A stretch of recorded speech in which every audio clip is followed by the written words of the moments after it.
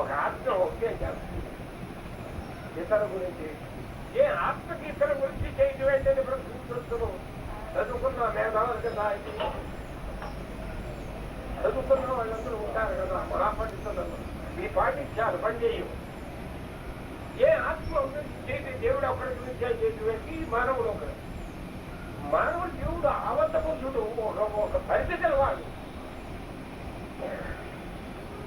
మరి దేవుడికి ఏమని ఇతర గురించి చేయలేదు. మొత్తం అంతగా ఉన్నవాడు ఇంకేం చేస్తాడు? వాడు మొత్తం తాడే ఉన్నాడు కదా. మరి మొత్తం అంతా తాడే ఉన్నప్పుడు ఇతర గురించి చేయడానికి ఆడు సరిపోతాడు. కానీ ఆవంతం ఉన్నవాడు మనం ఎక్కడ సరిపోతాం? మరి ఏమయ్యా పండిస్తాం.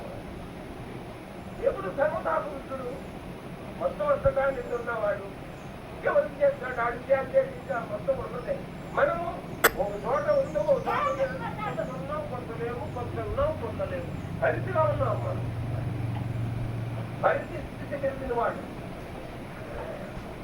దేవుడు. చిన్న లేదా భూమి అనంతమైన స్వరూపం సాధించిన అంతగా నిండున్నాడు. అతనికి తమకి చేయడానికి సరిపోతాడు. కానీ అతనికి మొత్తం అంటే ఇతర గురించి శాంతే ఉంది. మొత్తం శాంతంతో మొత్తం సర్వదా నిండున్న స్వరూపం కాబట్టి వాడు ఇతరులకు చేయడానికి సరిపోతాడు. మనం ఆవద్దాల్లో కాబట్టి ఆ జాతిని అందుకోవడానికి మనం జాతికే సహాయపడుతున్నామని నాకు అనుమానం. ఏమయ్యా